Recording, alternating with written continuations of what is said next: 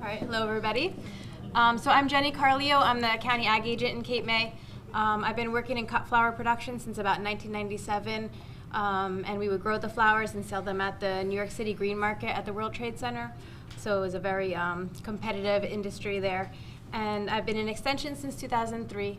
So you can ask me your marketing questions. I think retail marketing is probably should be targeted for me. And then we have our farmers, Linda Matoush Rao and her husband Dave Rao. Linda, you saw her on the video, and Dave is her weekend warrior, as he says. So he has a full-time job during the week, and then he helps her. He knows a lot about the equipment and things like that. So we can open up to questions. Okay. A couple questions about mushroom soil. They want to know, does it affect, and remember, repeat the question for us. Does it affect pH? What exactly does it do, and is there an alternative? Okay. Repeat that. Okay. The question is about mushroom soil. Does it affect pH, and what does it do, and is there an alternative? Yes, there is an alternative. You could use a different type of manure, whether you use chicken manure, any type of livestock manure you could use. And as far as affecting the pH, I'm not sure that if you used a different manure, how it would affect the pH, but I know with the mushroom soil, our pH pretty much stays the same with it. I haven't done a test on the mushroom soil as compared to what it goes into the flowers, but usually we run a test in the beginning of the year, and it brings the soil to the right pH. So the mushroom soil acts as a organic compost, and once it's put onto, it really doesn't get directly put onto the plant. It gets put around the plant so that it gets absorbed into the soil and gives micro and macronutrients into the soil. And whatever is in this mushroom soil, it's awesome because we've had other people take it for their gardens, and we can use it in our gardens also for vegetable gardens. It just gives such a boost to the plants. So I have been a big advocate of mushroom soil. We purchased our mushroom soil through a company in Pennsylvania called High Tech, and that's where all the big mushroom, Pennsylvania is the mushroom soil capital of the world. So we have it trucked in there, and we get tractor trailer loads of it. And we don't use it every year because financially it's a large financial situation. So we kind of space it out, so depending on what crop we're doing, we want to put it down and give that crop a boost for the season. Can I add a couple of things? Sure. It was recommended to us by other peony growers too, was the primary reason we started using it. But I think it's real important you use what they call new mushroom soil, the same stuff the mushroom growers are buying, because there's also an aftermarket for mushroom soil. Once they've grown their spores, they pull it out and sell that. Stay away from it, because you'll end up with mushrooms all over your property, and you get fungus real fast from it. That's what they call spent mushroom soil? I think so, yeah. The high-tech folks will tell you about it. So we get the new, and there's very little difference in the cost. You're really, when you're buying products like that, you're paying for the trucking. Right. Okay, and another question that came from the eco-complex is, what is the general range for pH for most flowers? The question is, what is the general range of pH for most flowers? It's 6.5.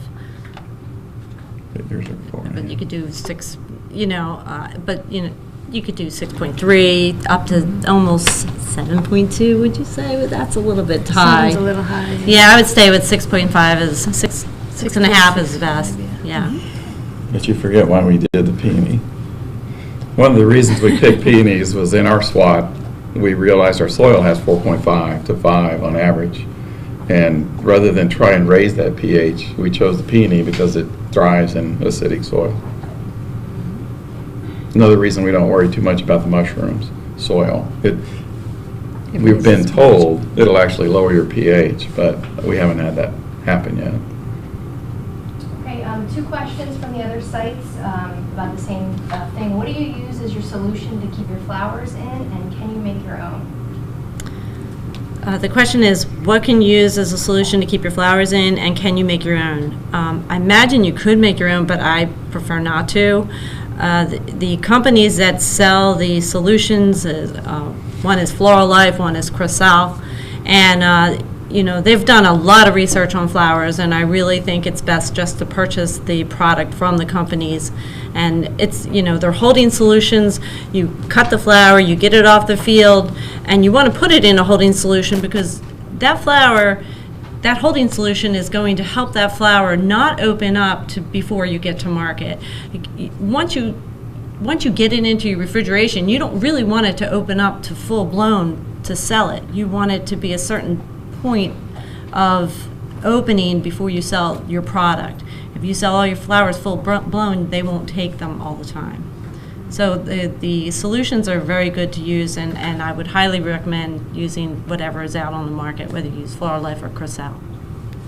The two companies that she spoke about were Floral Life, Floralife, and Crisal, Chrysal. Yes. Right? Mm-hmm. We had a question here, and it was the same question at 2 other sites. How do you determine what to direct sow versus plug? The question is, how do you determine what to sow versus direct plug, or versus a plug? And that's a very good question. Through trial and error sometimes, and it is through trial and error. A lot of times, it depends on what you really want to grow. If you know you're going to grow sunflowers or you're going to grow zinnias, you can direct sow them. But there's some flowers that you just really have to do your research and read up on them and what's going to be a better fit for you. For instance, scabiosa, if you wanted to grow that, you might consider growing it as a plug. And a plug is a small cell that you would receive from another grower, or a greenhouse grower, and you would put that into the soil, directly into the soil. They come in flats, and they come in all different size flats that you could directly. And I try to stay away from a lot of the plugs, so I prefer to direct seed because to me it's a little less expensive. Some different species don't transplant well. Their roots are very fragile. Then you're going to want to direct seed those so the roots don't get broken up when you transplant them from a cell. Also, the expense, like Linda said, of buying plugs is always going to be more. And if you don't have a greenhouse and you can't grow your own, then you kind of have to. For some of them, certain species take longer to grow than we have in New Jersey, than we have a growing season in New Jersey. So you might want to get them started ahead of time and buy a little bit of time for yourself before you plant them in the field. Okay, from the eco-complex, hydrangeas post-harvest, how do you preserve them? The question is how to preserve hydrangeas post-harvest. What I do is, and it could be different, other growers might do things differently. I basically cut the hydrangea, strip off all the lower leaves, place it in cool water, and then place it immediately into the refrigeration unit with a Floral Life or a Crisal solution, holding solution. And hydrangea is amazing. They're just an amazing flower because they will hold up so well in refrigeration. You can leave a hydrangea, believe it or not, a month and a half in refrigeration. And then keep in mind, if you don't sell your hydrangea, you can always turn them upside down and dry them out and use them as a different way. This might be a good opportunity to talk about the difference in storing them dried versus wet, because that's one of your huge advantages with your hydrangeas. Right. As a local grower, I prefer to put everything in water. A lot of the cut flower industry in different parts of the country, whether it be Colombia or Europe or whatever, everything is cut and stored into boxes right away. If you decide to do this on a local level, put them in water, because the reason is you get that box from Colombia, the hydration in that flower stem has basically dehydrated. You, on the other hand, if you're the flower farmer, you're taking that cut flower off the field, putting it directly in water, putting it in refrigeration. The hydration or the dehydration of the flower itself is not going to be there as much as something that's in a box that's been shipped to you. And most of the florists that I deal with that is one of their complaints, the dehydration in the flowers. They can't sometimes get certain flowers to come up to speed. And both sites asked, do you have any experience using organic standards for cut flowers? No. Yes, you do. we We get that. have to say the question. Do you have any experience with organic standards for cut flowers? I have a 30-year history in wheat, alfalfa, and cattle farming, so I'm a big fan of chemicals. Linda is a big fan, as you might have noticed, in pulling weeds by hand, which is an organic standard. Yeah. That sprayer was one of the battles that we had because I felt like walking around with a backpack spraying baking soda to kill fungus wasn't cutting it on the peonies.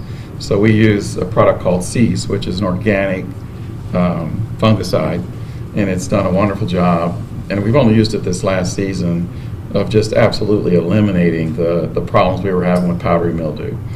And it doesn't matter what you grow in the Northeast, you're going to have powdery mildew eventually. So it's just done a great job. But the mushroom soil is an organic practice. All this hand weeding is organic.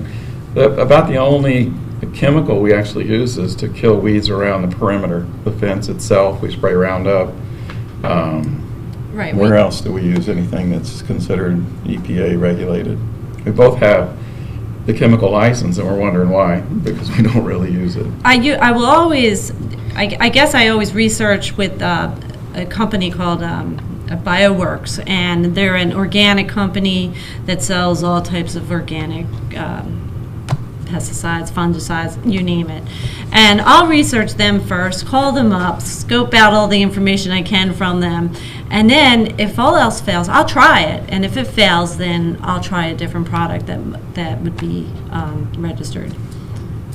In terms of organic standards, I don't think it would be too much different to grow organically than to grow conventionally in New Jersey, because we just don't have that many chemical control options for a lot of the diseases or the pests. And that's because the chemical companies can't really afford to pay for the registration process through the government, because they're not going to make a lot of money off of it, because there's not too many flowers grown, so there's not too many people buying the product for them to make it worth it to put it on the market or label it on the market. So I don't think that there's a problem growing organic flowers in our area. You're going to have more disease problems, no doubt, and more weed problems, but it's not that you can't do it. And I think we learned quickly from many of you probably and others that we've met that it's just, that's the way to go. Pull your weeds by hand. Right. You spend the money on the labor or do it yourself, because you can't afford to spray flowers. You just can't afford to do it. You're going to damage the product itself faster than you're going to kill the weeds. Right. Okay, a question we have from here. It's kind of a two-part. What are the best flowers to grow that are adaptable to New Jersey's hot and humid summers, and are there any that are just don't even bother trying? The question was, what are the best flowers to grow in New Jersey with the hot and humid summers? Well, I'm a true believer that sunflowers are just a fantastic crop to grow, and research the variety you want to grow. Say Vincent. No, won't tell them. I've done Sunbright Supreme is one variety. There's many varieties in the catalogs, but when you grow a sunflower, make sure you grow a pollenless sunflower, because that is the sunflower that you'll be able to sell to the florist or to the wholesalers or to the public if you're doing markets. If you do a black oil sunflower, which is what you feed your birds with, you're going to have pollen all over the table, and then there goes your reputation. So sunflowers are a wonderful crop to grow. Zinnias are an awesome crop to grow, easy to grow. Marigolds, believe it or not, everybody thinks, oh, marigolds, no. Marigolds are a beautiful crop because, one, they're hardy. There's tall marigolds. I grow marigolds taller than me. There's a tall variety, it's in the seed catalogs, and people want them because a lot of different ethnic groups use marigolds in ceremonies for weddings. In fact, All Souls' Day is a huge marigold day. That's a big, if you can get a marigold before the day after Halloween, then you're good to go. You can get it sold. I mean, if you can keep it if you have a greenhouse. But marigolds, zinnias, sunflowers. I'm trying to think what else do we grow. Look at my book. It's not just what we grow. Hydrangeas. Hydrangeas are wonderful.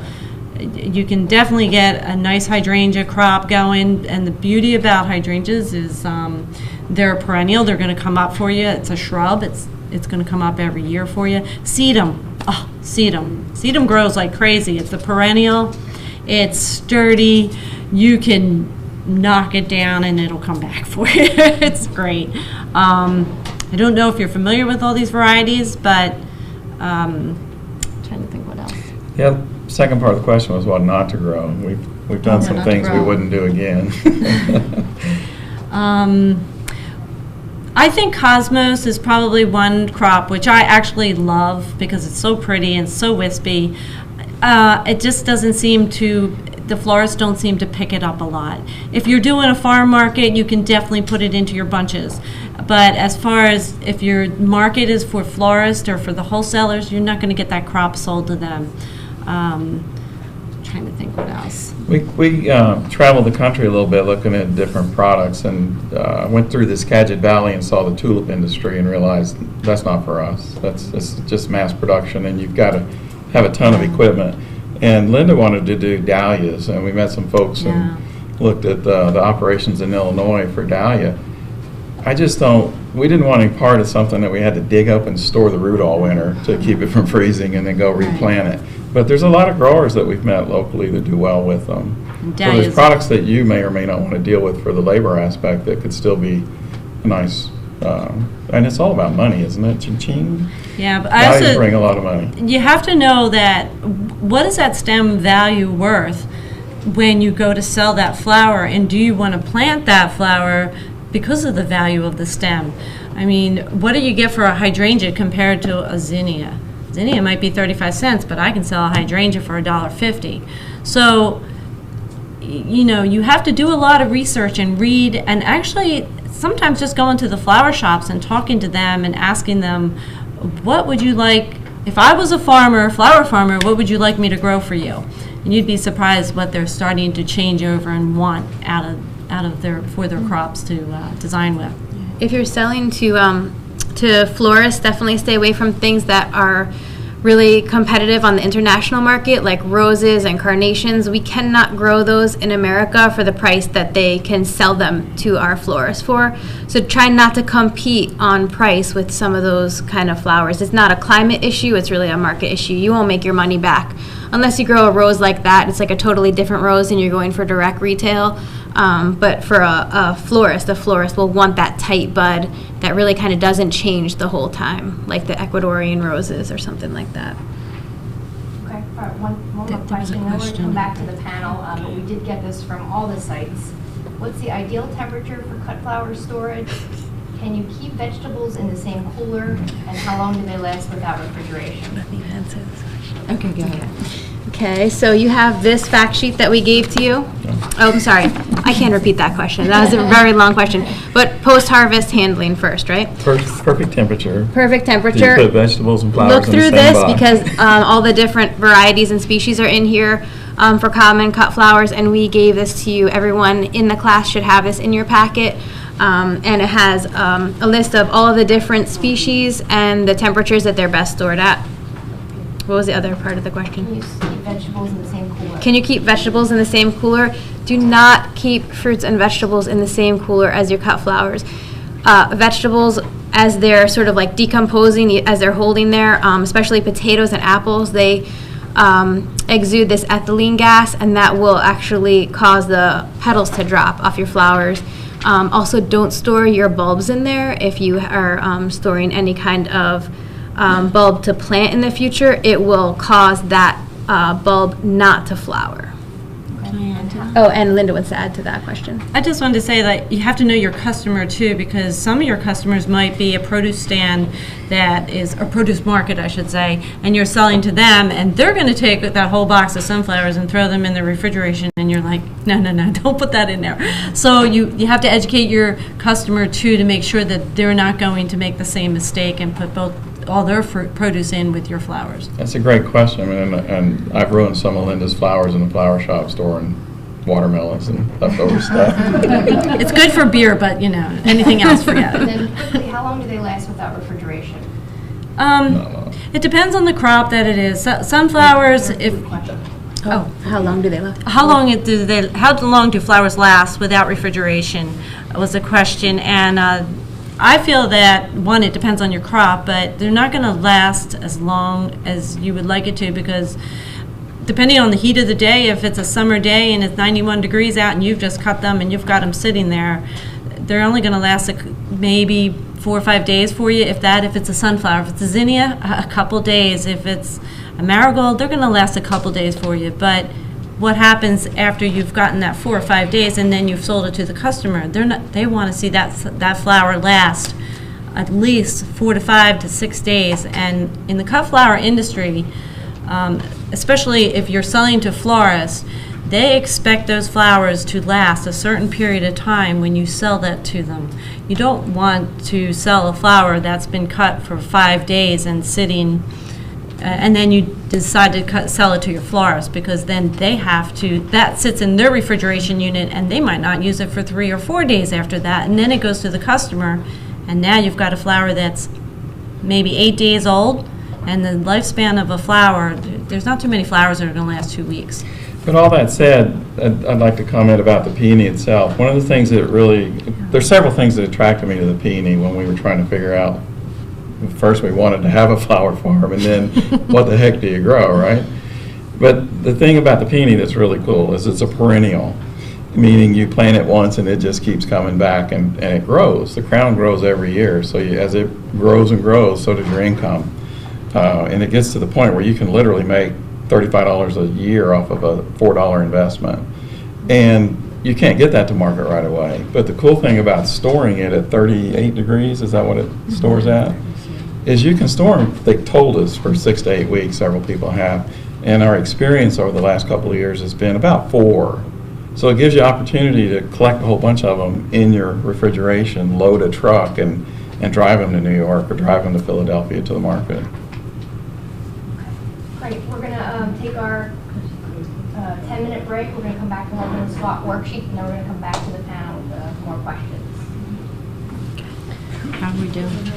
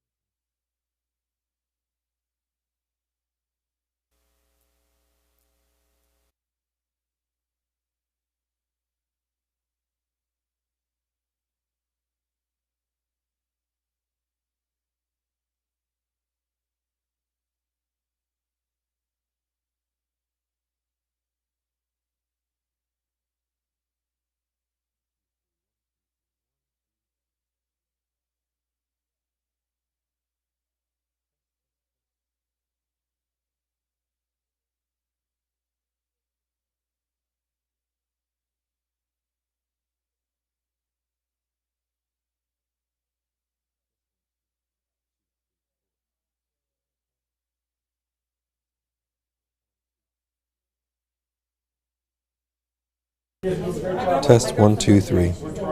1 2 3.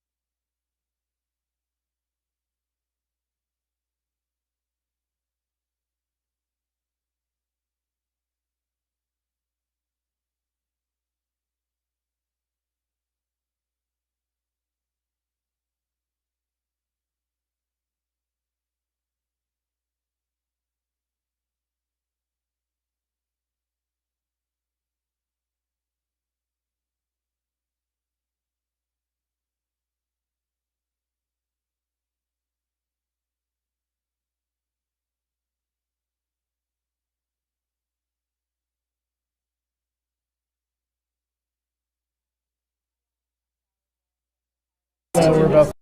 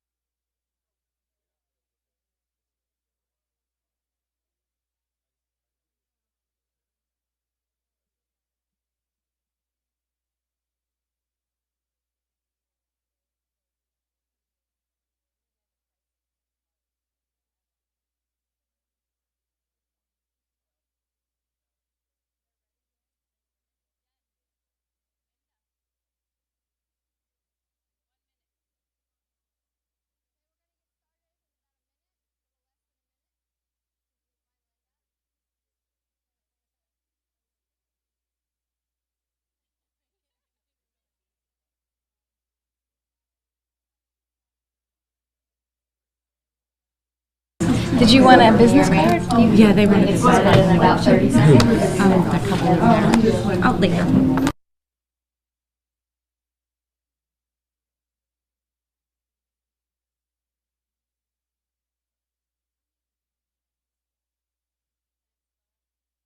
I guess what? There's camera in there.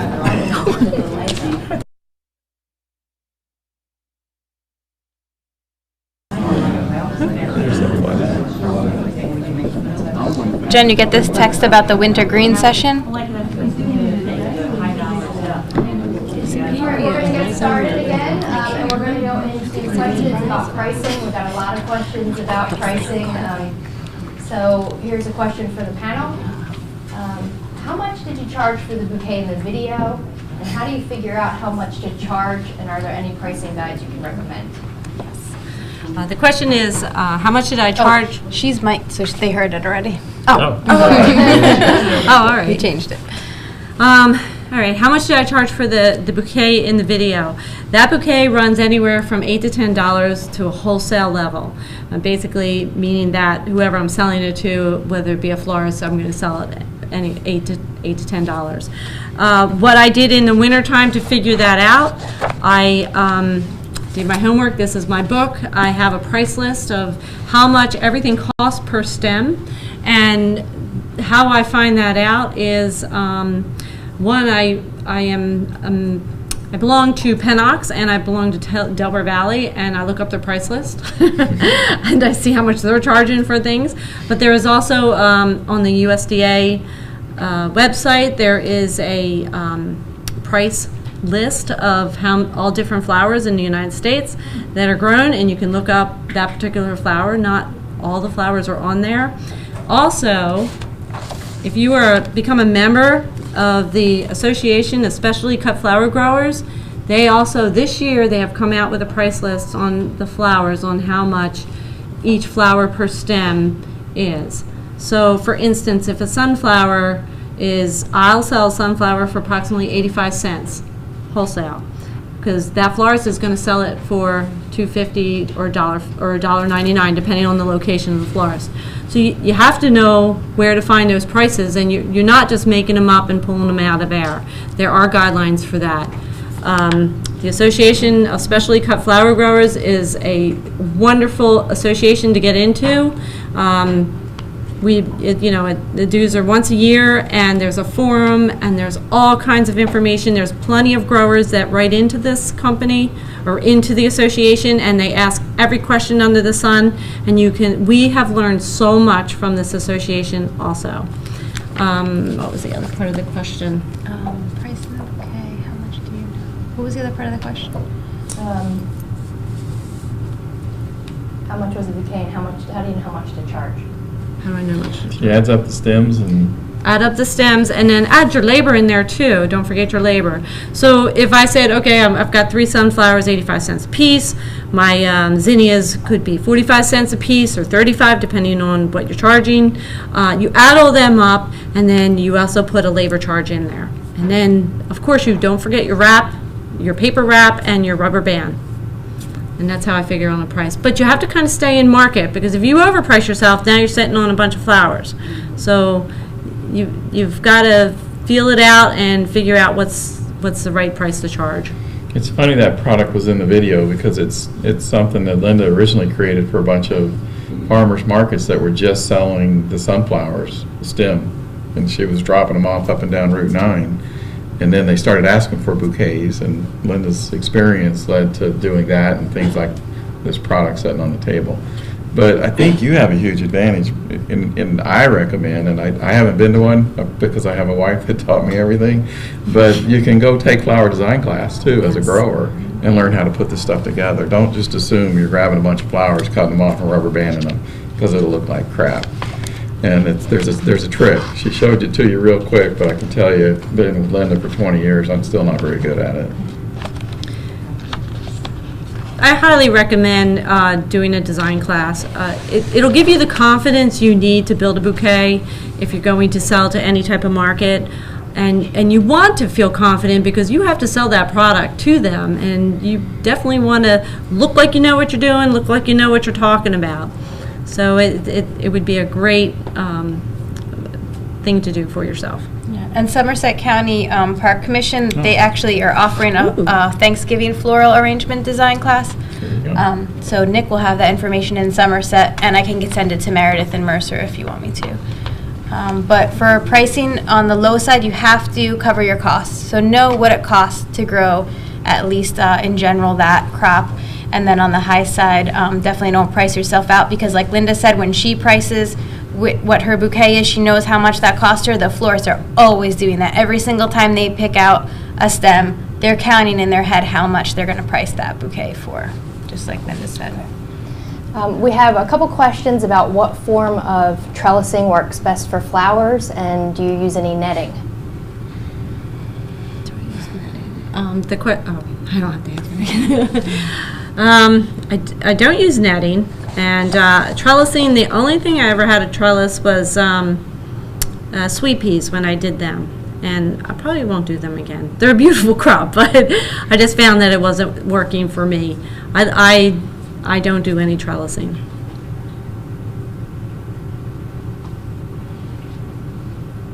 Okay. What size farm did you start with? Was it by yourself, and would you do it different? What size would you say we started with? That's the toughest thing to answer. It's hard to be fair to you guys. We weren't trying to start a flower business. We kind of backed into it because we had a sheep farm across the street using our property as a pasture, and that business was declining. And if you own land in New Jersey, it's not big. We have 17 acres. We bought it to live there and retire, and we intended to look at the sheep the rest of our lives. But then we realized to keep our farm assessment, which I didn't know anything about in New Jersey, you really need to have something that produces money. So we got involved with the beach plum folks, and we put up 400 beach plum trees, and thinking that, well, that'll make a couple $1,000s a year. You can report it as income, you're done, good to go. Mow around them, you're done. Didn't work out very well. And Linda said, why am I sitting here looking at all this grass? I want to grow some flowers. She was trying to retire from the floral industry, but she said, I want to grow flowers and see what it's like. And we did about a year of research, and the flowers itself, literally, and the video's got a tiny typo in it. It says we bought 300 variety of flowers and tested them in a bed. We bought 300 roots of Test bed roots. 27 different variety of peony, Yeah. because it was her favorite flower, being a wedding floral designer for so many years. And as you start to go to these meetings and you read and you research peonies, you'll find out it's a very lucrative business for a lot of people, and has been. And 50 years ago, roughly 60 or 70 years ago, some of you might remember or know people, it was huge to New Jersey. Right. And then it kind of died off, and Robin was sharing with me earlier that it had started dying off in around the 70s, and I thought NAFTA was what destroyed it, but she said no, it was pretty much the foreign markets. But we heard from local florists that they wanted a fresh peony, and they're hard to get. And the people that were growing peonies locally had, they're small, there's not very many of them. So it was entertaining and we really didn't do exactly the steps you guys just went through with SWAT, but we did a business plan. Linda, Yes, I did go and do a business Jenny's plan. project, or Annie's project with Jenny, I think. Jenny knew we were new in the area, so she came to our house and she said, would you go to Annie's project? And I put together a business plan, and that was really a very good key factor to help us get started on what we wanted to do. And it's right on plan, and we're getting rich. So we went from about a quarter of an acre, literally, of peonies. You plant them in a spacing that was asked earlier of 3 by 5. So figure 15 square feet. There's 45,000 square feet in an acre. You can get whatever that number is, 15,000 plants in an acre. So we started out with a small footprint and literally saw that about 10 variety did very well. Some of them didn't do so well. And these peonies have been propagated all over the planet. They're literally grown from Morocco to Alaska now. So you really want to find one that works well in the type of soil you have. That's really important. So we picked the varieties that Linda liked for the color. And as she mentioned, we didn't want to harvest 7,000 or 8,000 peonies at once.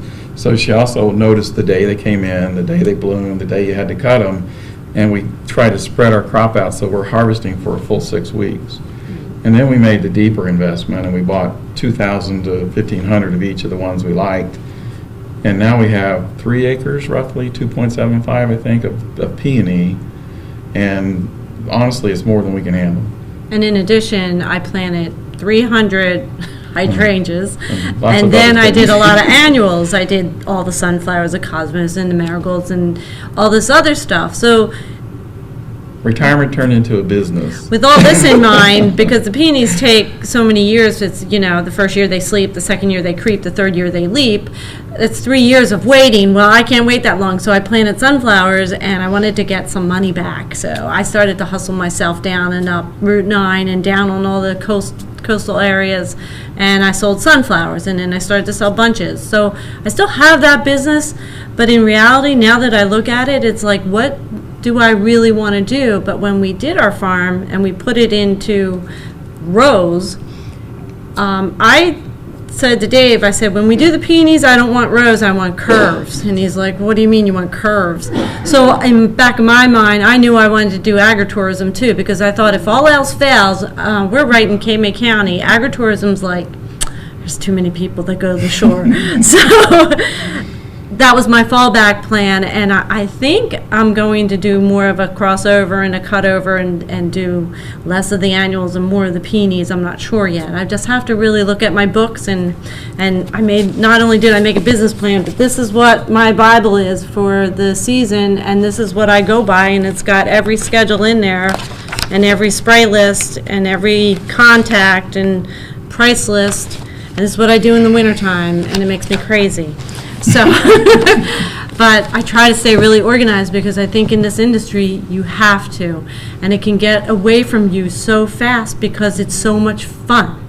I mean, you see a flower, I think the biggest thing for me was to plant a flower, to watch it grow, and to take those flowers and design with it.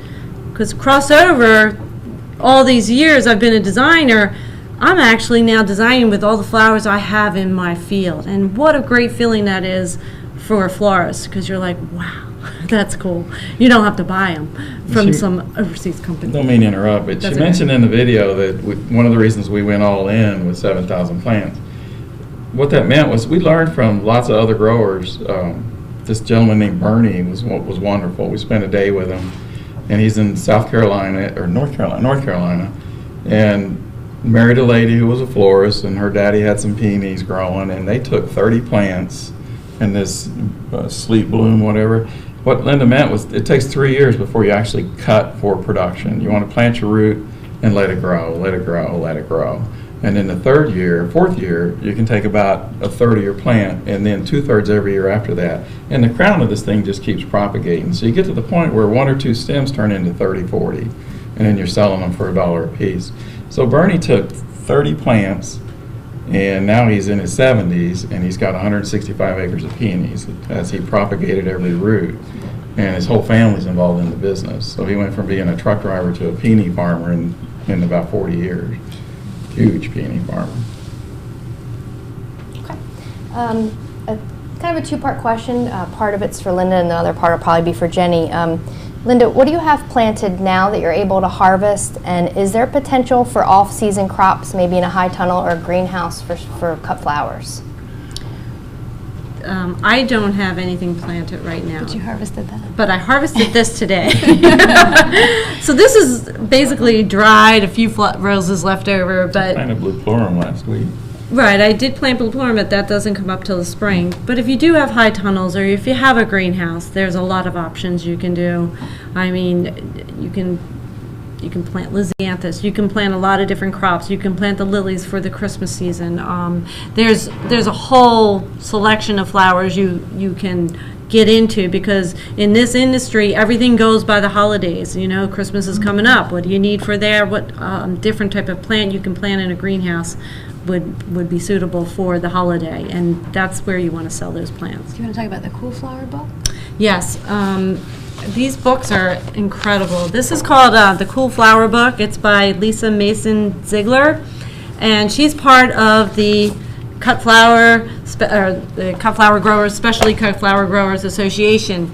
This book basically will tell you all the different crops you can grow in a cool season, meaning that this September or by October, you need to get these seeds in the ground, or you need to get the plugs in the ground if you have a greenhouse. And what will happen is these plants get established into the soil, they get a nice hard root system, so by spring they come up early, they come up fast, they like the cooler weather to get started in, and you're first to market with that particular crop. So this is a great book to start with if you wanted to read something like this. It's really easy reading, and it tells you everything you need to know about it. If I can go on, I just wanted to mention this Flower Farmer book. This is by Lynn Bazesqui. I think I have messed her name up. This is a wonderful book. It's the first book I bought, and it has everything you want to talk about, all the different flowers that you can grow by field, by greenhouse, and this is a good book to get. Read it and do your research with this. So I would highly recommend this book. This book was pretty cool too. It's called The 50-Mile Bouquet. It's about a person who went to all these different farms and talked to all the different growers that were at each farm, and asked them questions and asked them all about, you know, their farming techniques. So this is a pretty neat book and very seasonal book. And Deborah Princing puts that together. She's also part of the Association of Cut Flowers. As far as greenhouse plants, Mary Ellen, you probably could tell me more than that. I can't hear her. It's a different world. We're open. We're field. Lynn Bazicki also wrote a book about, I think it's called the Hoop House Handbook, something like that, and she goes into detail about crops you can grow in the hoop house during the off season. Because basically the hoop house will give you 6 weeks on either end of like right now, where we just got a frost, so whatever I have growing in my hoop house is good for probably about another month, and then it will give you another 6 weeks in early spring, so it gives you a head start. That's for an unheated hoop house. Okay, so the comment, for those of you who can't hear, the audience in the other sites, Lynn Basinski, who wrote The Flower Farmer, also wrote another book on hoop houses. And the one thing I didn't mention that is a huge crop is curly willow. Curly willow gets harvested, and that is an outdoor field-grown shrub. Or I guess They call them woodies. Woodies, People right. refer to all these sticks as woodies. And then you have your berries. That didn't sound right. Not hypericum berry, the red berry. Winterberry? Winterberry holly? Winterberry. Winterberry is a huge crop in our industry. There is a farmer that, Red twig dogwoods. yeah, you also have bittersweet, could be grown in the fall. It's a vine. You grow all that, you take it all, cut it all, and before it's ready to get bloom this out, guy. go to any florist will take it. Well, these basically got frozen. But your willows are a great crop to grow in the wintertime, and that you can just take a field, plant your willows. You've got curly willow, you've got fantail willows. Willows are awesome, and the floral industry uses them all the time. And if you're serious about doing this, there's a gentleman in, where's Rick Uva live?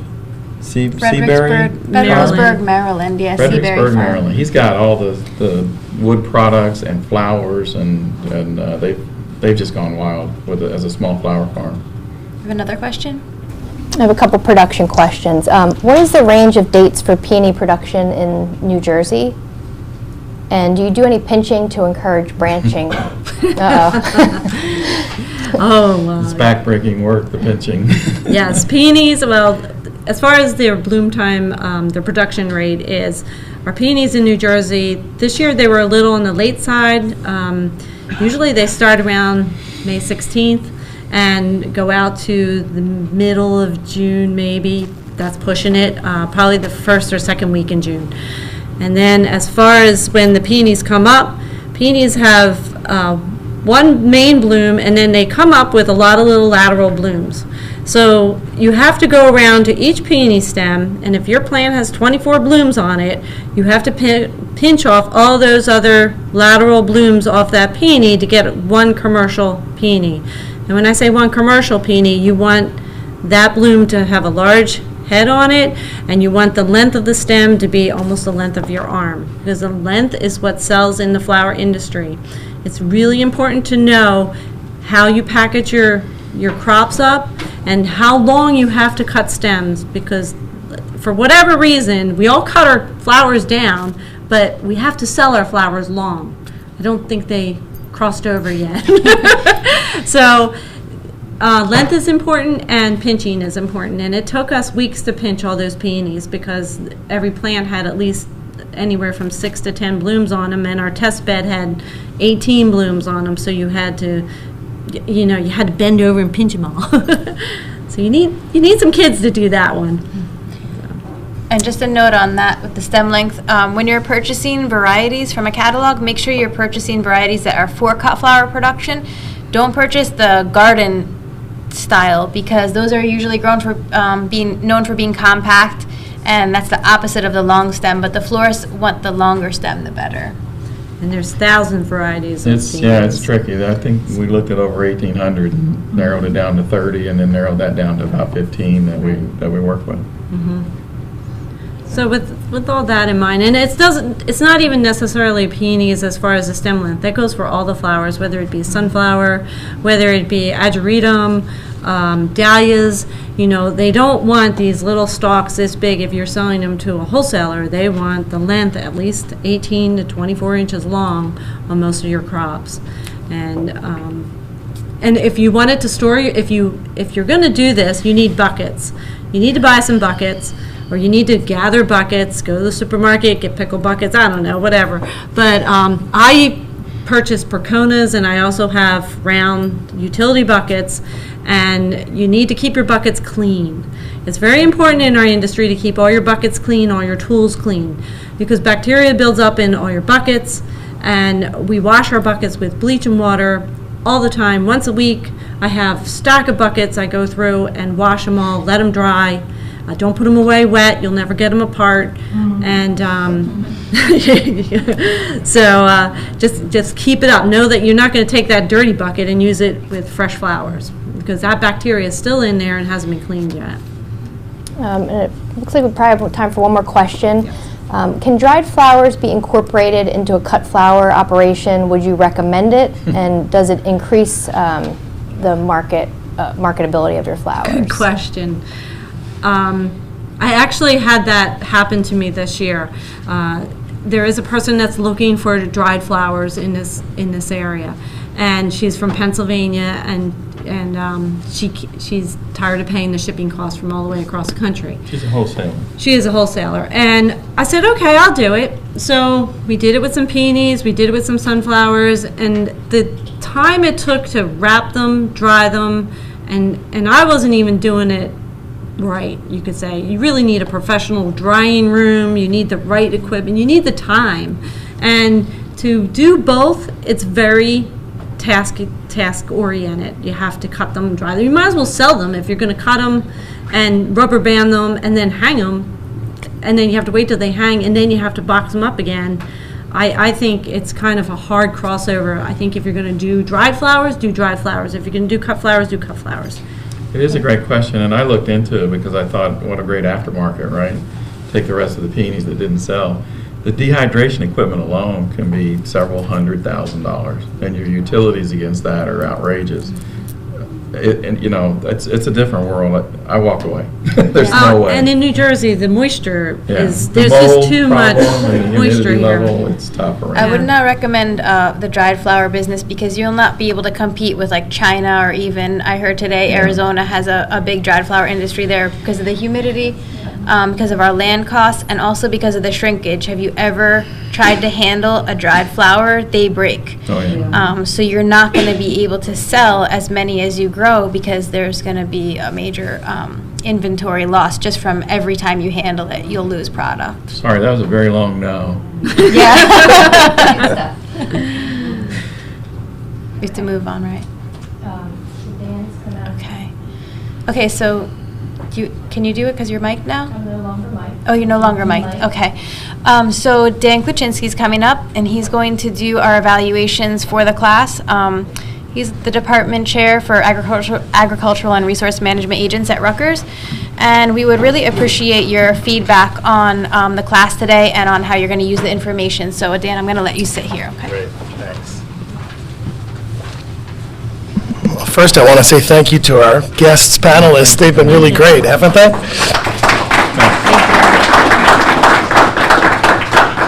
And as Jenny mentioned, part of our grant and the program that we're running over the series requires us to do some evaluation. We need to report back to the granting agency, but we also would like to collect information from all of you who've attended the sessions about what you've learned, what you intend to use from the sessions you've attended, and for us to be able to do some follow-up evaluation as well, to make sure that we can check back to see what came out of your educational experience. So what you should have in front of you, it's being distributed at each site, is a survey. And there's two sheets. The first sheet is what's called an assent form. We need to follow federal guidelines since we're asking you to be involved with what we call research and making sure that you're aware of what we're asking you to do. And basically, we're asking you to complete this 6-question survey, which is the second page. If you're willing to do so, your comments, the information you provide will remain confidential. That means that I will be the only person who has access to the information. We will compile the information for this session on all 3 sites. And if we ever use the information for, let's say, a report or a presentation or a journal article, the data will be presented in composite form. So your specific personal answers will never be revealed to anyone other than me who's handling the data. The study, as you can read on the assent form, is voluntary, so you do not have to take part in the survey if you do not wish to. If you don't, you can just leave the survey blank. You also could stop answering the questions at any time if you do not feel like you wish to answer all the questions. But as you can see from the questions, we're asking you what you thought of the sessions, what you've learned, and what you intend to do with the information presented, as well as the resources that are available to you from this project. I would ask you to make sure that you please put your last and first name at the very top of that survey. That will allow us to double check between who's been registered for the program and who answered the survey. Again, that data, once we entered in our spreadsheet, will no longer be linked. Your responses will never be linked with your name. Okay, so if there's any questions at all about the survey, I'm happy to take them. Again, it's 2 pages if you could make sure that you do both sides of it, and then just return them to the proctor or someone there at your site who will handle them for you. And you're going to be the one collecting them here. And I will collect them here at Rarick at Bridgeton. Okay.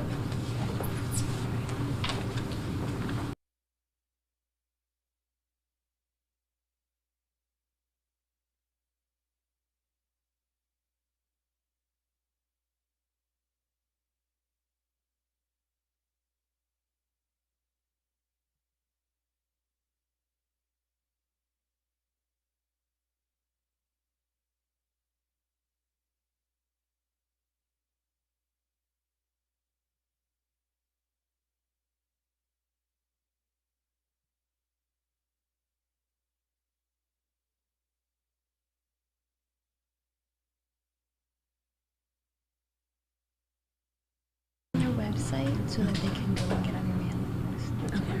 Okay. You're good whenever you're ready. Okay. All right. We just wanted to let you folks know, it took us years to get here, right?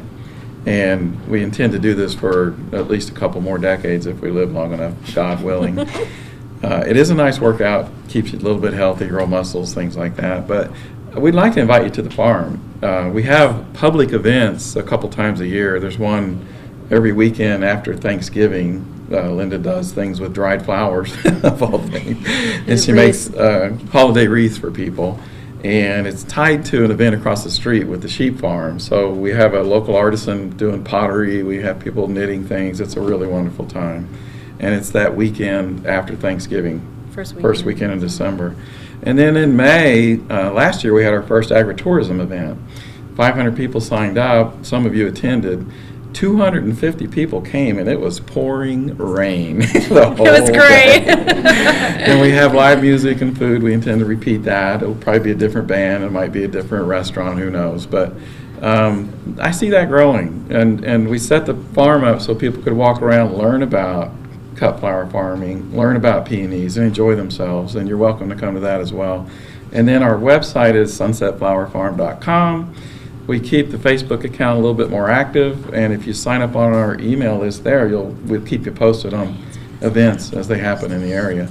I think agritourism is something that you really ought to think about, because there's literally groups of people planning to come on buses from as far away as New York and Pennsylvania, mid-Pennsylvania. She's contacted garden clubs. What are they called? Master gardeners, there's a few of you here tonight. And their clubs have come, and it's just an opportunity for you to learn and an opportunity for us to meet you and share our experience. Okay. Well, thank you guys for sharing everything with us tonight. Thank you. Really Thank you. appreciate it, and thank you all for coming. Alex, What was that? Jamie gave me this question. What size of craft paper? It's not that big.